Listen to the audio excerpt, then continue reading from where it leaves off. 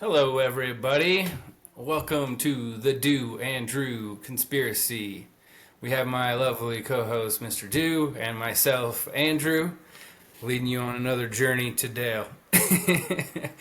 We're going to go ahead and get started in our normal fashion with a little breath work. I've been wanting to do the breath of fire again. That's a fun one for me. So that's a quick exhale, kind of focusing on your abdomen, your tummy. You can put your hand down there if you'd like to just feel it. And so it's a quick exhale, and then the inhale sort of takes care of itself. Kapalabhati Pranayama.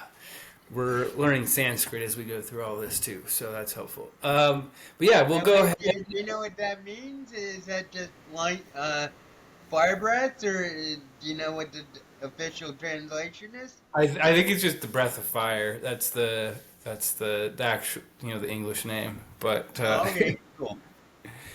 um, all right, so we're gonna get settled in, getting wiggles out, close down the eyes, and we'll just do that for like a little under a minute and really get settled in here.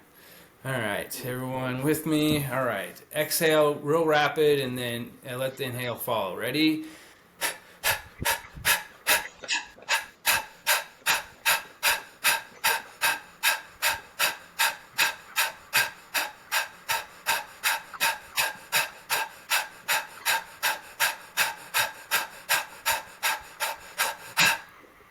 Woo! That gets you energized. It really does. The longer you go, too, the more like you really have to focus to stay in it. So, Right, right. all Cool. right, we have conspired together. We're co-conspirators, and now we can move along with the rest of the show. I'm glad we're all here together. And I wanted to share just a little bit about something I learned now that I got back from my trip from North Dakota. I have a friend. He lives in town here. He's in my phone.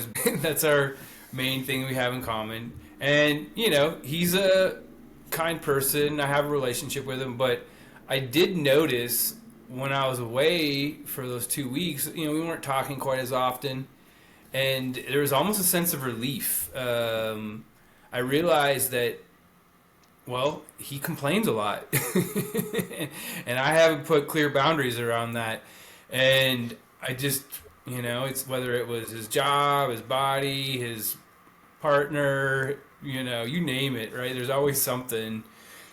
And so it got me thinking about sort of energy and, the people in our lives that bring us energy and that, encourage us and activate us, and then the people who maybe you leave and you feel like more tired or something like that. And it took like that gap of being away to really feel that in my body. And so I don't know.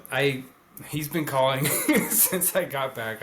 I need to deal with the situation at some point. Yeah, it was just a reminder of like there's this tendency, I think, as sort of an empathic type person to really want to help people, and I think that brings more people who are at a low spot, or they're more open to share those things.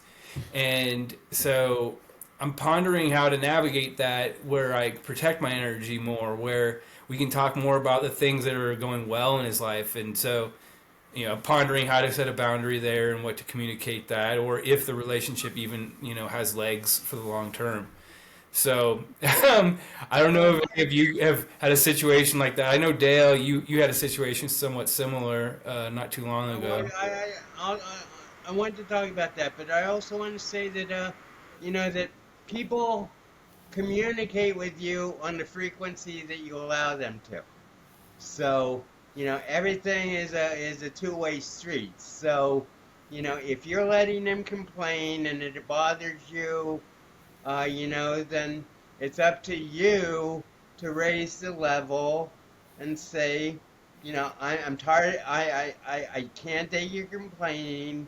If you want to complain, either don't contact me or do it to somebody else. But, we're going to have a positive relationship, and I don't know what your weed, you said his name is Weed, so I don't know if you're like, if you're give it, getting if he's getting it from you or whatever. No, we're just fellow growers who had a Oh, okay. passion for the plant, and I was helping get him kind of set up and get his grow sort of going in the right Right. direction. I basically helped him out kind of with. Well. I'm just saying that if he was like a client, then you can say, well, you can get your stuff, but I don't want you, I don't want you complaining, and if you're going to like hang out here, you have to be positive and just like lay down boundaries. And well, what I was talking about with in similar situation with BFF was, she basically called me psychotic after 18 years and said I couldn't handle pot, and so she basically like blew up our whole friendship, which had been like been a series of blowing up bigger and bigger, smaller and smaller bridges between us all the time. But when she called me psychotic and basically told me pot was bad for me after smoking with me for 2 weeks, it's like, okay, well, you made your choice. I'm on the verge of having my dreams fulfilled, and you obviously don't want to take part of them. You think my dreams are psychotic, so that's your choice. But I'm not going to have anything further to do with you. You might be, we might have played at this game of best friend forever for 18 years, but it's over. It's a divorce. It's a final divorce, and it's over. And and I'm not saying you have to do that with just and this is sort of like from a lot of experience of people using me. Sometimes you just gotta say stop, and you know, this is either not going any further, or if it does, then these are the rules we have to play by. Yeah, I think that's true. I mean, I think he wants to do the right thing, so communication is warranted for sure. I guess it was really me just getting to the point where I was realizing, oh, I haven't set. If I have set boundaries here, he's not respecting them, and so I'll give him, I'll state it in a way I think he can receive it, and give them an opportunity to do that, and then we'll go from there, right? But yeah, it is important, and in all of our relationships, right, to be aware of how what we're allowing, and put boundaries where necessary, because theoretically, yeah, any relationship could improve with proper communication. So And it's I think also it's important to bear in mind language or linguistic priorities. The more positive your language is, the more positive your life will be. And and this is, we've been talking about Fred for the last 2 weeks. Now Fred is dead and everything, but basically Fred was everything negative in Dale's life. I basically figured out that if uh, uh, Dale Dale was the shadow covering Dale's light for the whole of Dale's life on Earth until the shadow, until the light of Dale from within proved the shadow of Fred illusory and made it disappear. So now, as I was saying in a pre-show, since 1982, when I met Fred, I've been speaking in military code. When we started, he was just off. He was out of Vietnam, so he was like Army and everything. And we started our whole communication according to dual line communications. And he said, if Canada ever invades, then let me know. So that was like my dual line assignment. My primary dual line assignment when I first met Fred was guard the Canadian border. So, long story short, dual line. is how Fred and I communicated from 1982 till his death, whenever it was 2 months ago. But what made me realize is that my whole life I've been communicating in different codes to everybody I encounter. And my whole life has been a progression towards higher security codes.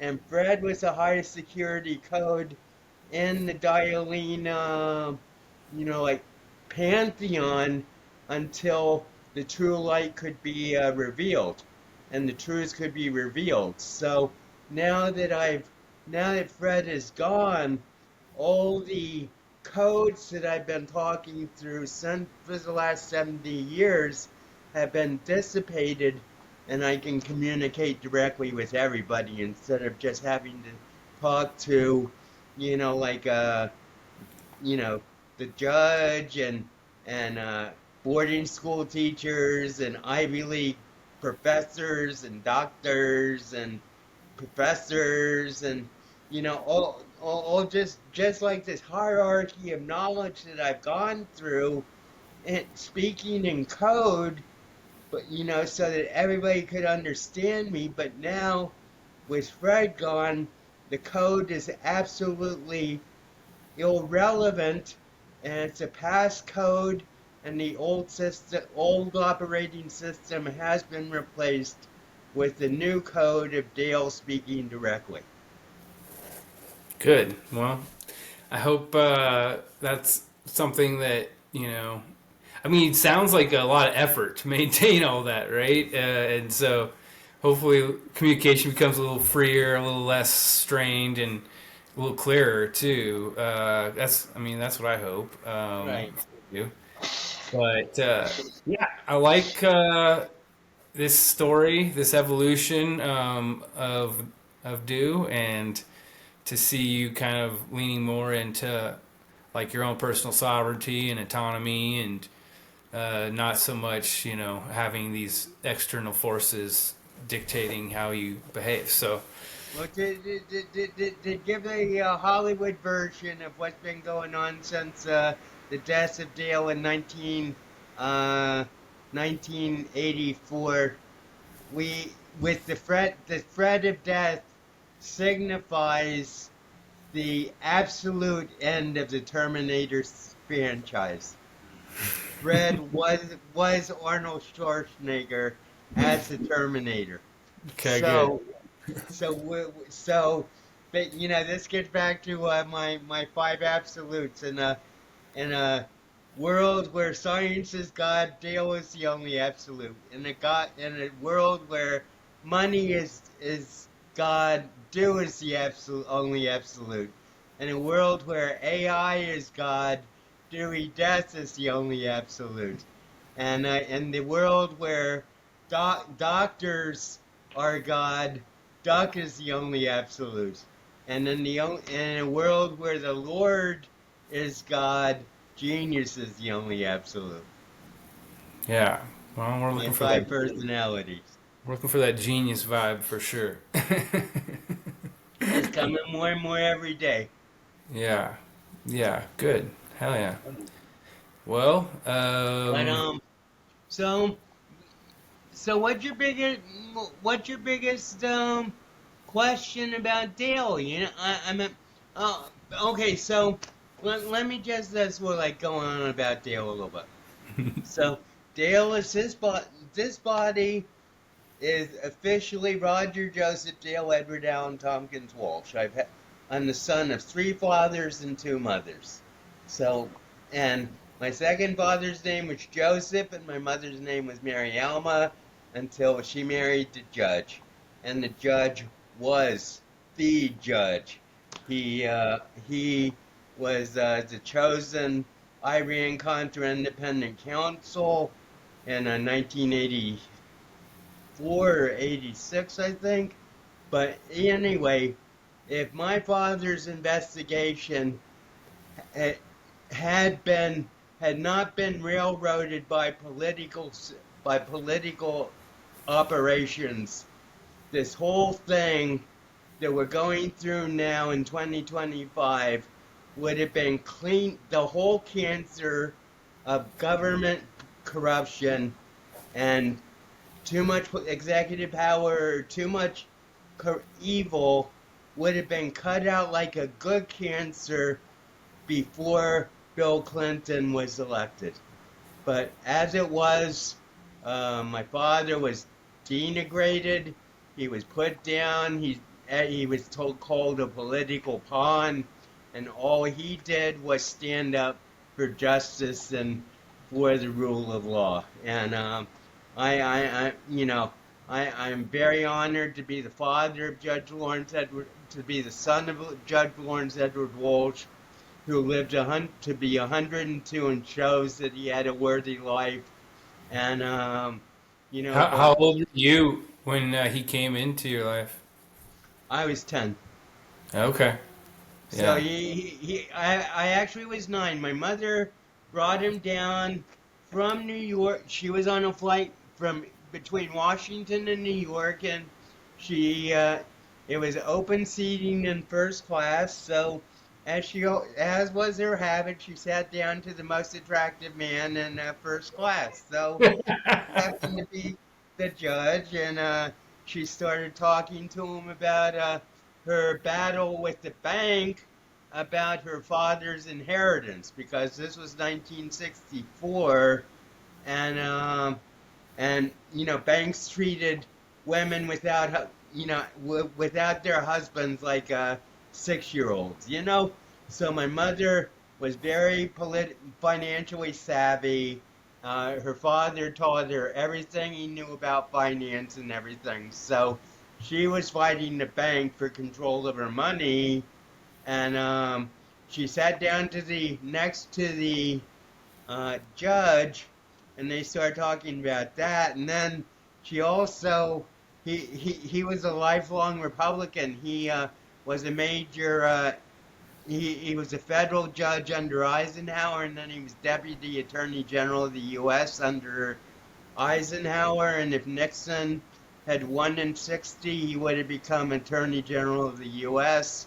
And he wouldn't have met my mother, but Nixon's fortunes would have been very different if my father had been his Attorney General instead of John Mitchell. But that's for political,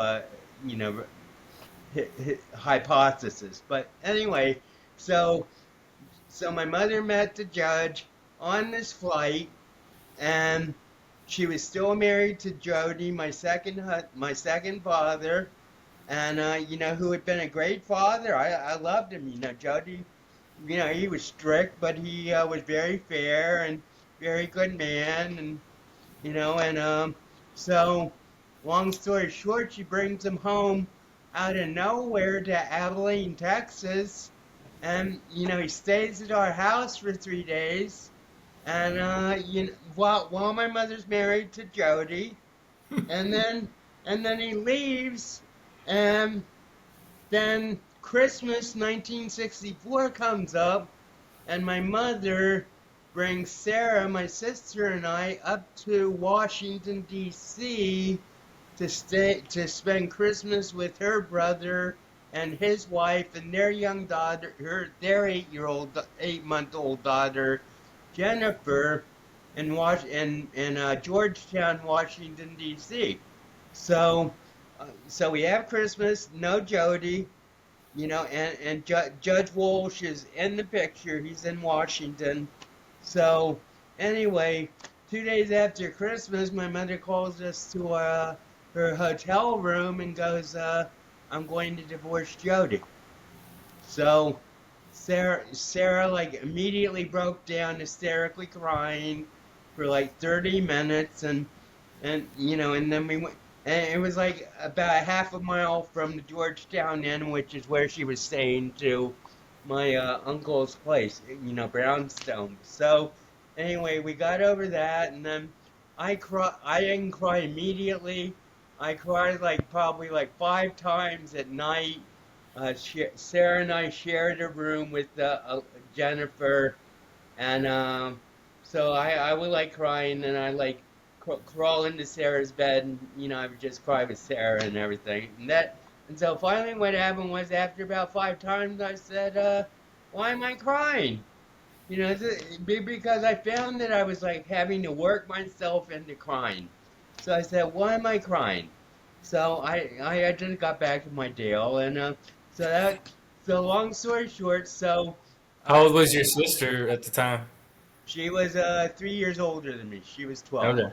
All right. 12 or 13, and so the following summer, uh, Sarah had gone to a camp in Texas, and I'd gone to a camp in Missouri called Kanakuk. So basically, they sent us from New York. Oh, okay. So my mother married the judge. We moved from Abilene, Texas, to New York City to an apartment, and it was the judge's like sort of like bachelor's pad because he lost his wife and through a brain tumor, and um, so basically a small apartment. So we got like a very nice apartment on 72nd Street, and and Sarah and I were integrated into New York City, and then I went away to boarding school, and that was 4 years, and but so basically from the age of 14 through the age of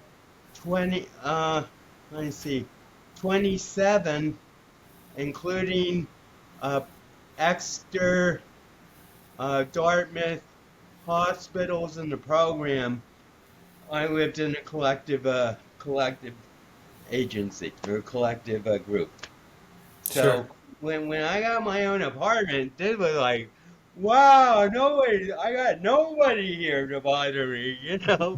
So I just, I just remember like the night I moved into my apartment, I basically had like no furniture or anything, but I just like turned off the light and just like looked at the glow of the apartment and said, "This is my apartment." And the ironic thing was that the person who had the apartment before me was named Lucille A. Kelly.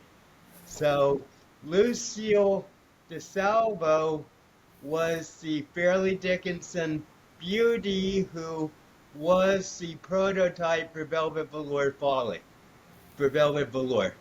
So she was gorgeous redhead, and she became a flight attendant and married a airline captain or something. So she broke my heart. But so anyway, so Velvet Velour was named Lucy DeSalva, so Lucille, and then Kelly was when I was in the hospital in 1978 was the girl who I was trying to get romantic with, and she was the one who was on the unit in the room when I came up with the name of Velvet Velour's Follies. So Lucille Kelly was like the full Velvet Velour's Follies incarnation, and she had the apartment before me. Okay. It's quite the journey. All right. All right. All right. It Yeah. just shows there are no coincidences. Confirm. Can't argue that. Yeah, I don't know much about the guy who owned the house before me here. I know they summered in here, and I think they lived in Texas, which sounds terrible to me, but whatever.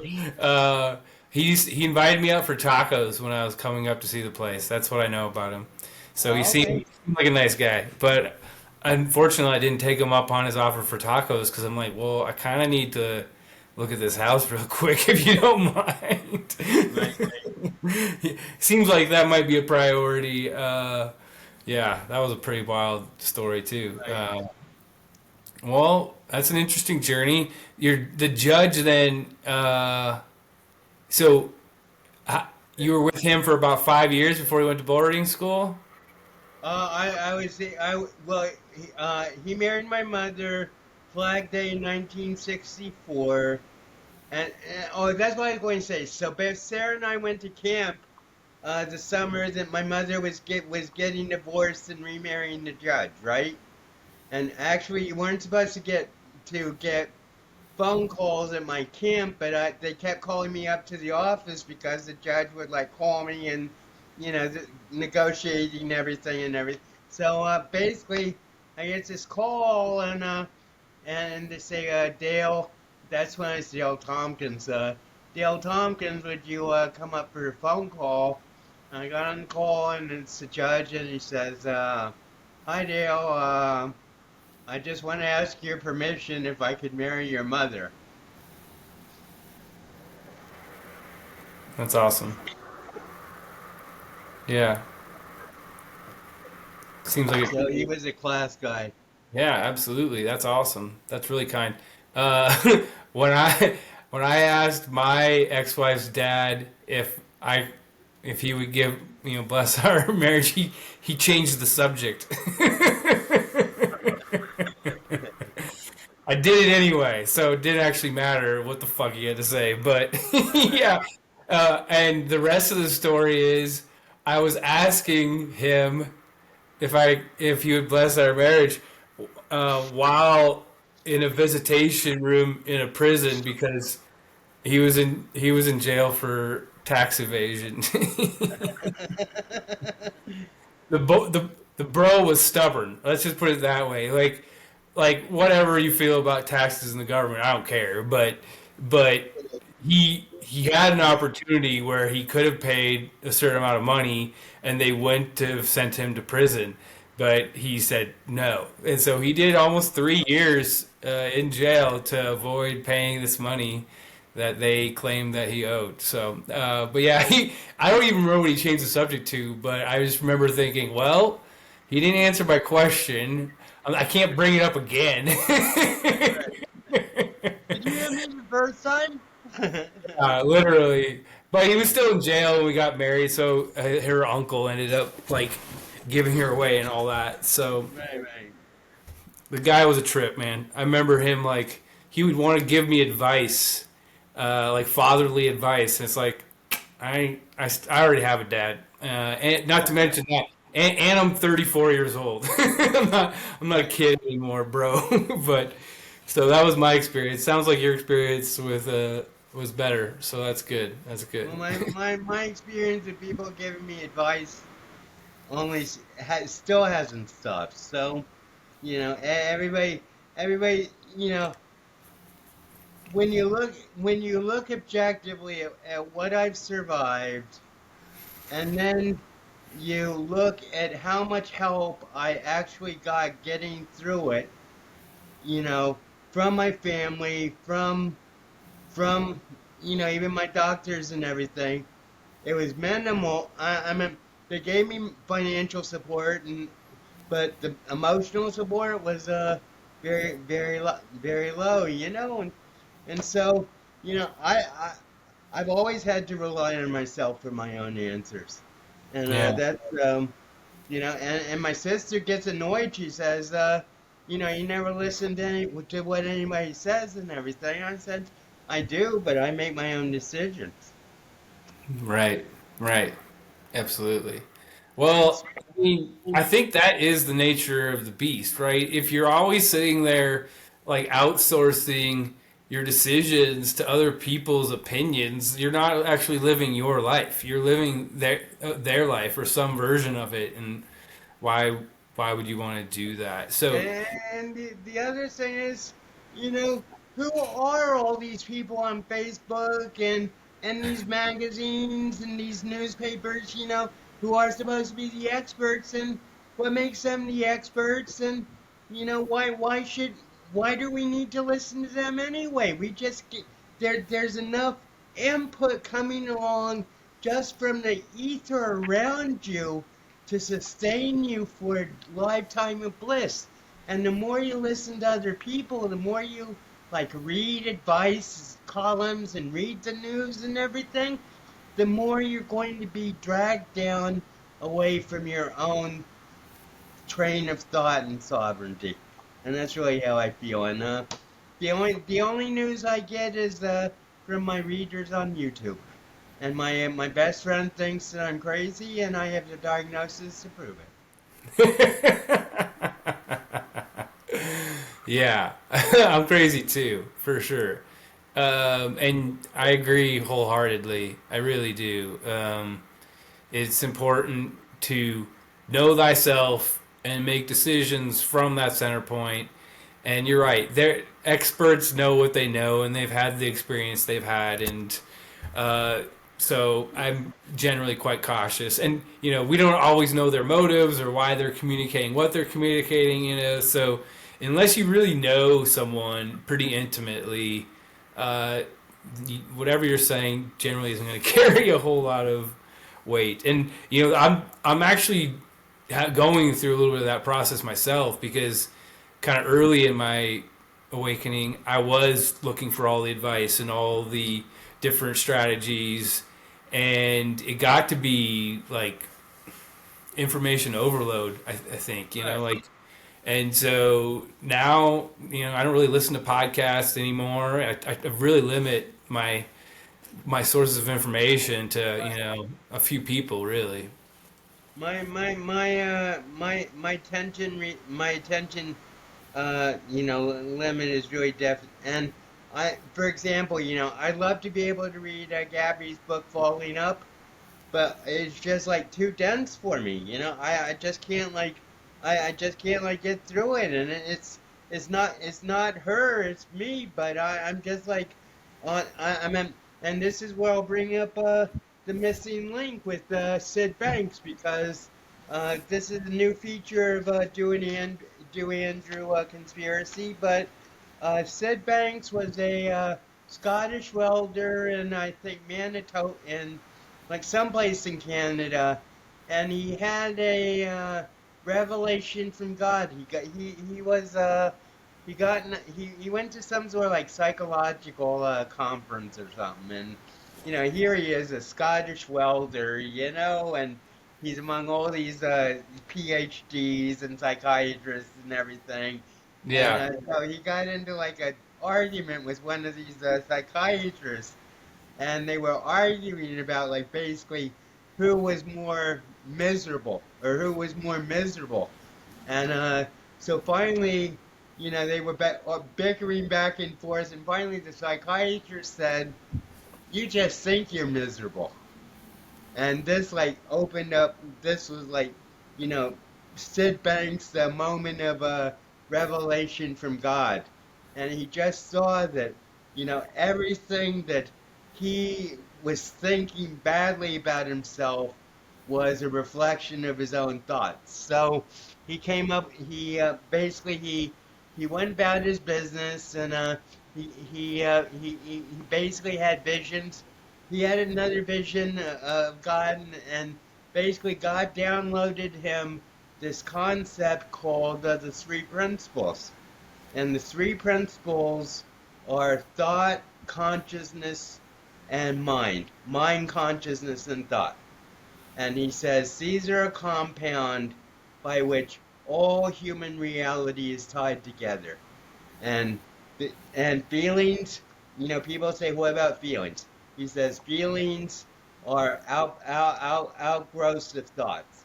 First you have the thought, then you have the feelings. So basically, he is like concentrated everything into these three principles, and they're so simple. But he came up with this 50 years ago, and it's had like a seismic effect on a lot of like professional psychological and psychiatric professionals and social workers and normal people and everything. But it's called the Three Principles Movement, and it's been going for like 50 years. And it's been one of its biggest proponents is this guy named Dr. Bill Pettit, who I've studied under a little bit. And he likes to say, well, it takes 50 years for a new paradigm to be accepted. So not only am I working for the paradigm of Sid Banks and the three principles to be accepted, I'm also working for the paradigm of Dale to be accepted after 50 years. So I just want to read the. I'm just going to read a page a day, a page a session from Sid Banks. This is called The Missing Link, Reflection on Philosophy and Spirit.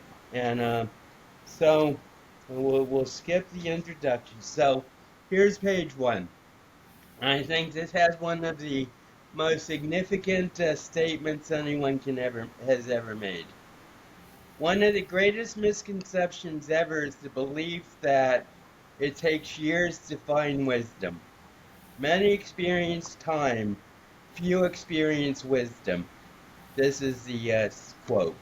The achievement of mental stability and peace of mind is one thought away from everyone on earth, if you can find that one thought.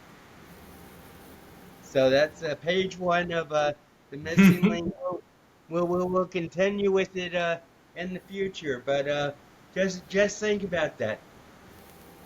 Everything you ever dreamt possible and ever wanted is one thought away, if you can find that one thought.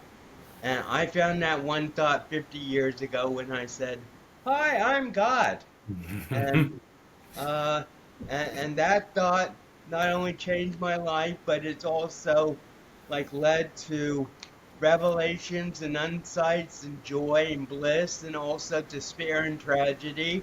It's led me through, I feel that basically for the last 50 years, I've been sort of like an apprentice of God to be able to feel everything that a human being possibly can. And so now that Fred is dead, the code that I've been forced to speak in is now non-existent, and I can speak directly my mind to your mind, and you don't have to worry about anything anymore, because as long as Dale is a presence on Earth in Teaneck, Hackensack City, then he's the guy who thought he was God, and no one can talk about God not being existent. Yeah. Yeah, it is a powerful quote. I mean, it's true. We can change paradigms whenever we want, Dale to Dale. And each one could be a whole different version, depending on, the thought process of the day or however long the Dale is. And I like that idea.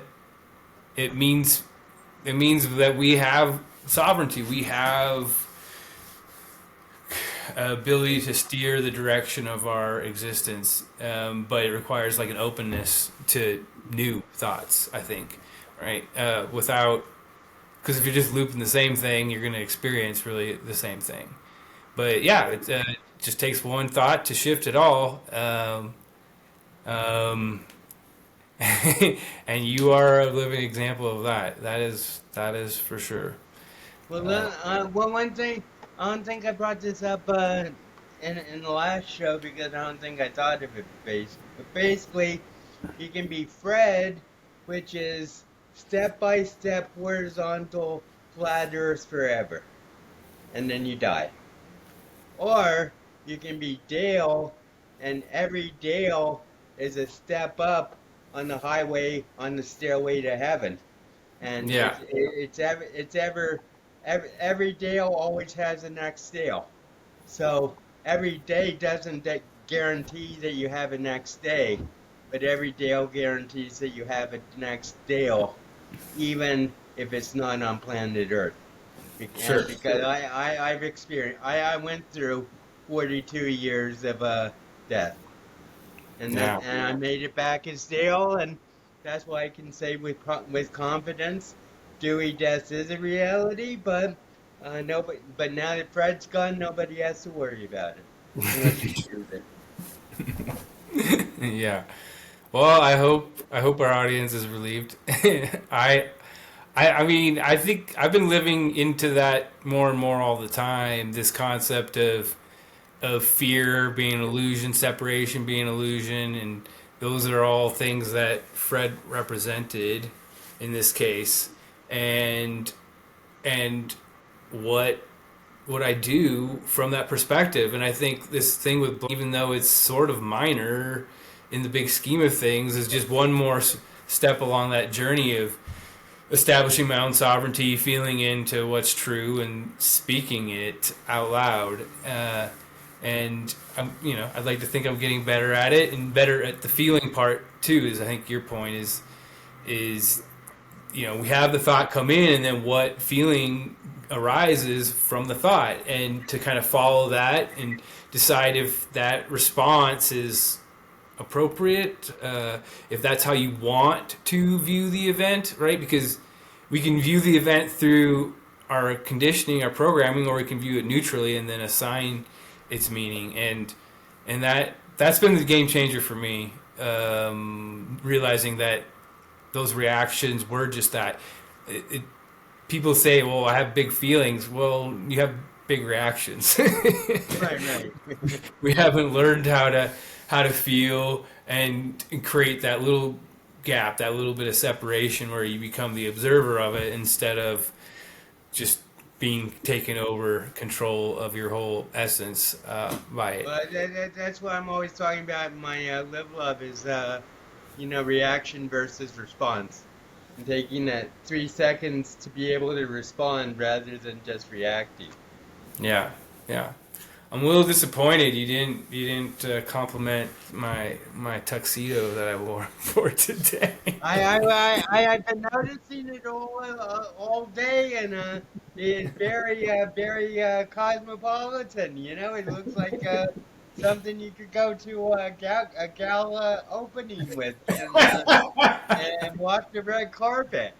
Yeah, lots of galas in my life. It's like Yeah. another gala after another gala. It's like enough with the galas already. And don't forget about the Disney award shows.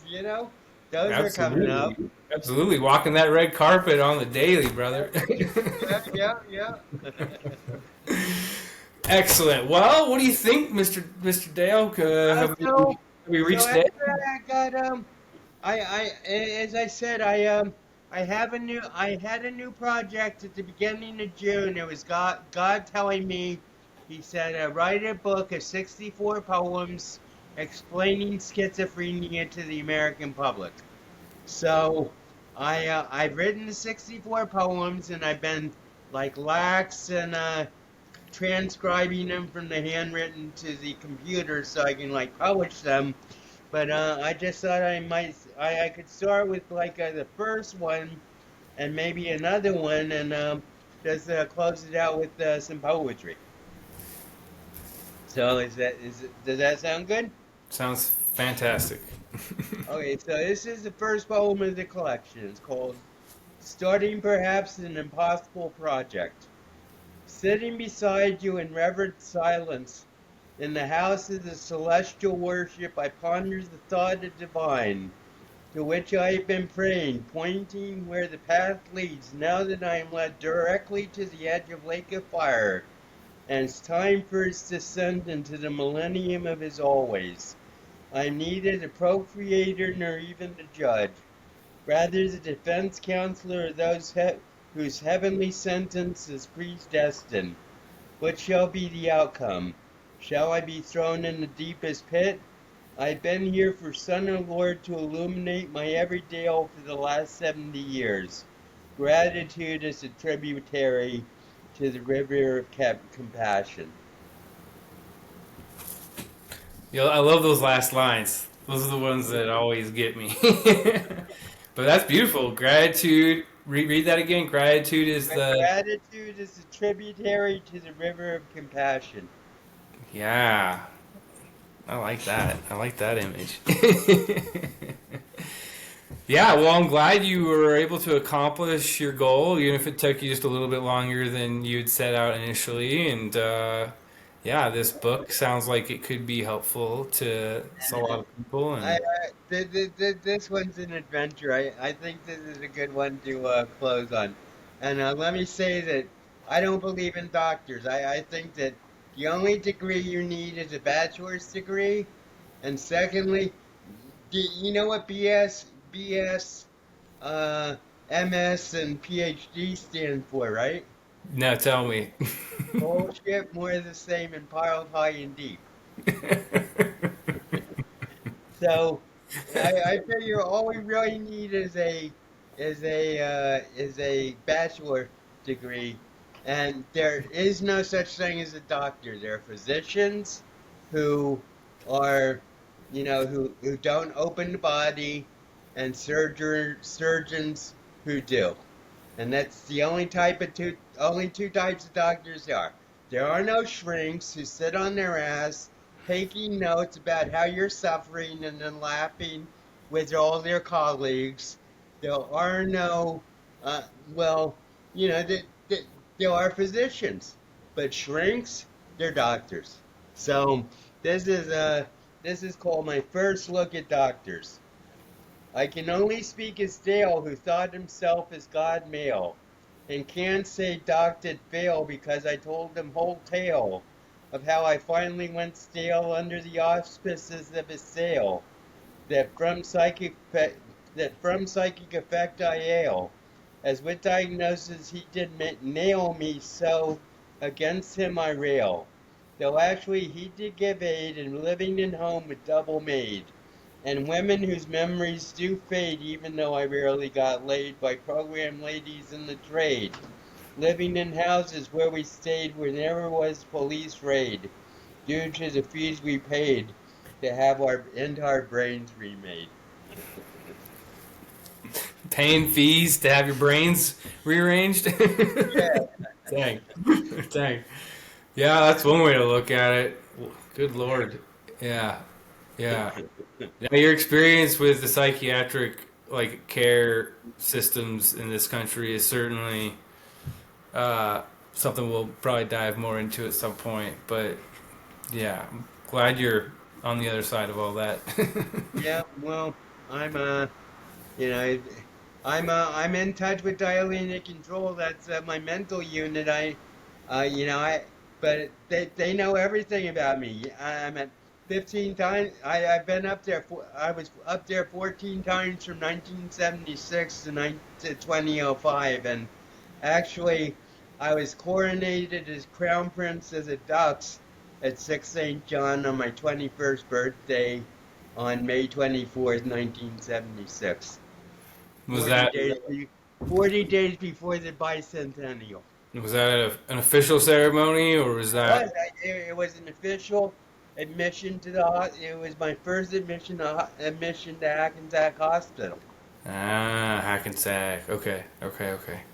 Yeah, gotcha, gotcha. Excellent. Well, I'm glad you have your fortress in Hackensack and that it's safe and taken care of and keeping you here.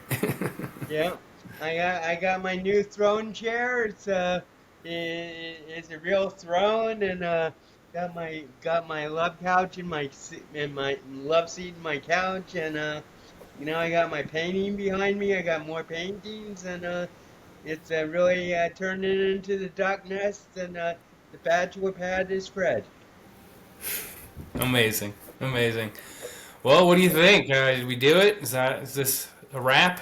I think this is a wrap. I thanks very much, Andy, and just have a great day, everybody. Let me once again reiterate. I have my mentoring program for the family caregivers of those with schizophrenia, which is called Live Love.